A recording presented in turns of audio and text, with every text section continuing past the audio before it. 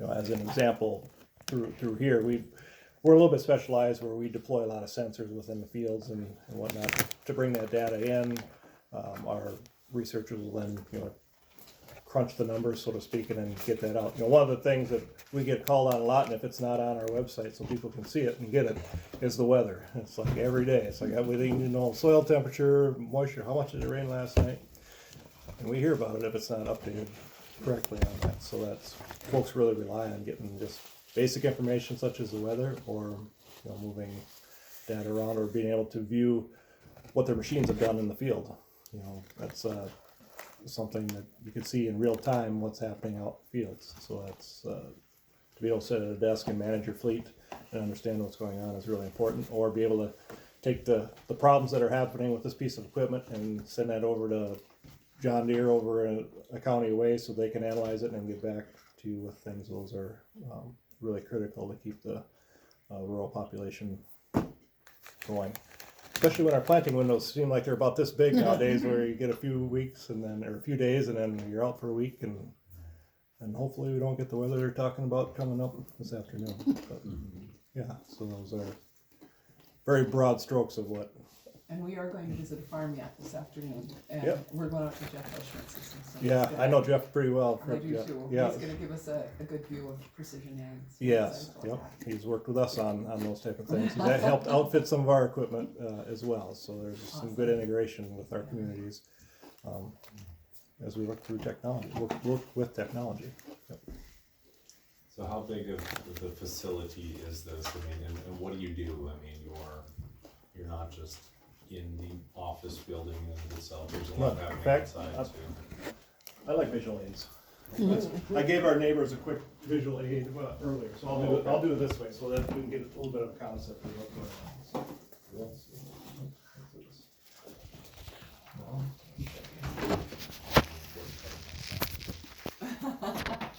The nutritious part. Jason, would you like to sit here? I'm not judging you, Michael. I'm so not judging you. Right, no, not judging at all. I'm rethinking my strategy. Yeah, well, and it's not too late.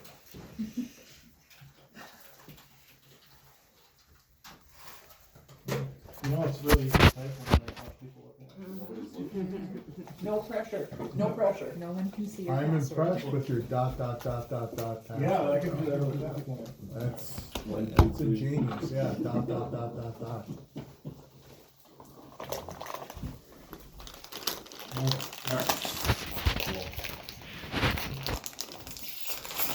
But look kind of broadly at the space. So what we have, so we're up here in the trees right now, but as a research facility, we have about 750 tillable acres, and now those are right around basically both sides of the road as we go down to there, and then directly south of the prison, this space across here, and then we also have about 160 or about 200 acres. We've got 40 acres here and about another 160 acres here, so relatively close work. When you drive down the road now and there's nothing growing, it just looks like it's flat and, well, one big field. But as we get into some of these other areas, everything's subdivided, farmed all in different directions and whatnot. So there's, out of those 750 acres that we have, it's 185 different fields, ranges that we have. And they may be farmed entirely this way, they might be farmed together, we might be splitting stuff off for vegetable research. So what happens here is we have 7 different areas of study, so fairly diverse.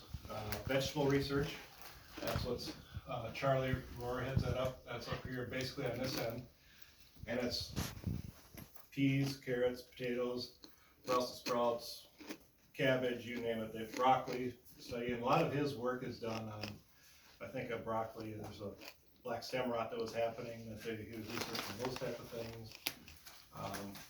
Tomatoes, he was actually looking at tomatoes to see what type of, how much phosphorus they can remove from the ground based on, if there's an overload problem for gardeners to planting tomatoes at certain times actually help eliminate,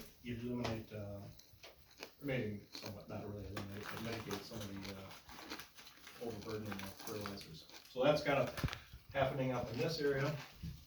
Our agronomy, and we'll put a little plug in because Charlie has the largest pea variety trial, fresh pea variety trial in the United States. As far as we know, nobody does a bigger one than us. So we get about 70 to right around 70 different entries, and then we have different spaces out here that we work with him on that. And that is a lot of work because it's all done by hand. Doesn't matter if it's raining or shining. And so when those peas are ready, we take care of those. The second area of study we have is our agronomy department, and that's basically, for lack of a better term, it's whatever happens above the ground, right? Like whether or not we get bugs eating on leaves or fungus or anything like that happening. That's Greg Johnson is our faculty member in that regard, and he heads that up with his team. One of the areas that they have is this space here. This is, our acronym is LTARN, but it's the Long-Term Agricultural Research Network. And all these squares represent different cropping rotations.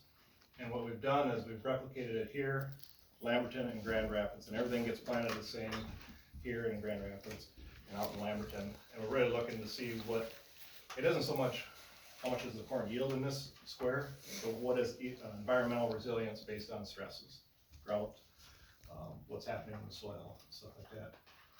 So that's one of the things that we've got going on. We're actually going to become part of the Minnesota Ag Weather Network here, MON, for lack of a better term, and that's actually going to replace the weather station that's out here right now.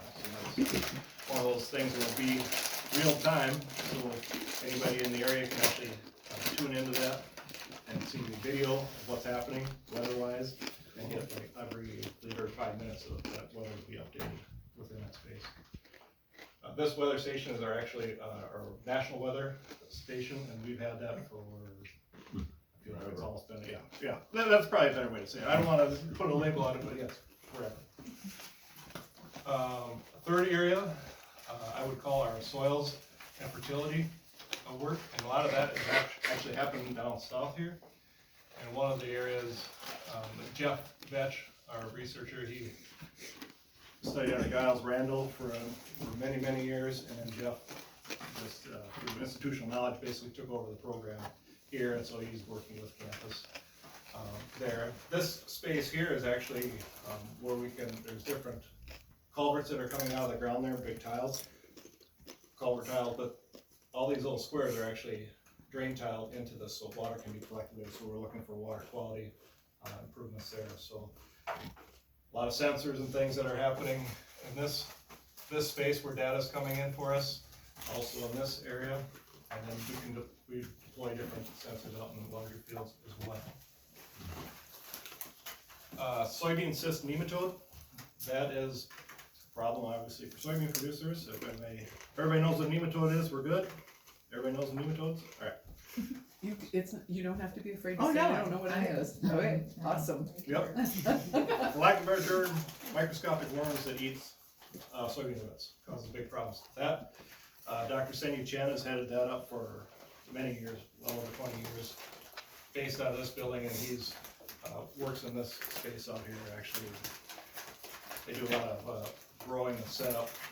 I joke that they have the cleanest hands on the station, because whenever I go into this building, they're taking dirt, they're sifting it, and then they're washing everything out to try to get to these microscopic nematodes and then hatch the eggs essentially. And when I walk in the lab, I usually am nervous because Kathy is looking in the microscope going, 1, 2, 3, 4, 5, 6. She's trying to, should we get up to like 100? I'm always nervous she'll be at 110, and I'll say something, she'll be like 110, and 110, and else. So I'm nervous to that respect. But the last 3 that we have, we've got dairy heifer nutrition research that happens within these spaces here. That's a cool partnership that we have with dairy producers up by the Goodhue area. We've got 3 dairies up there that we actually raise their calves for them. So twice a week we go up there on a Tuesday and a Friday, bring their calves back here, and those calves are here for 6 months. And then they go back to those areas when they're still killing. And while they're here, we're working with companies like Hubbard or Milk Specialties to see basically how can we grow the most healthy calf to get that back into the herd and be the most productive calf. So it might be trying different protein sources within milk replacer. Maybe it's a dried cheese that's not fit for human consumption anymore, but we can actually take it, put that back in, does that work as a protein source for our cheese? So, and about 1,100 calves a year come through this facility, and then they go back to the dairies from which they came. This here is our swine research. We've got about 800 sows in this facility right here. And so that means we have about 19,000 lean pigs that come out of that facility every year. And we will do sow nutrition research. We've done, trying to think of one of the last ones that we did. We've done research where we've actually, when they're farrowing for their piglets, we'll actually raise the temperature by just a few degrees to see how they react to something like that. It's not really overly stresses them, but just minute changes in their environment make a difference in how they perform.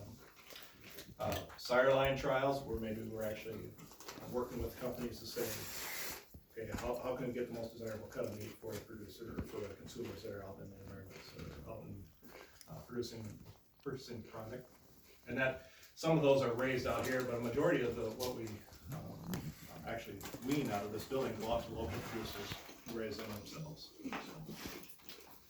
And the last one that we have is down here for those local. We were over at AURI, right? Yeah. Okay. So AURI used to rent a portion of our building down here. So now what and at that time we still maintained a renewable energy program. And Shalbo Den heads that up for us. And so one of the things he's working on right now is something called liquid plasma technology. Biodiesel, made in batches, refined, sent out.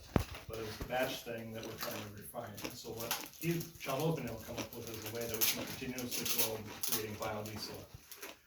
So that's something that's pretty exciting, and we're actually working with Minnesota Soybean on that. Plasma Blue is a company that's actually their commercialization arm. They're renting the other portion that AURI used to have.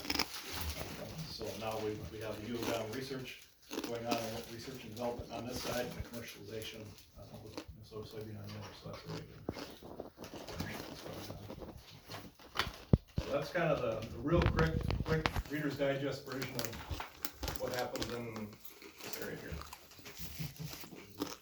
Yeah, and all those spaces, when we talk about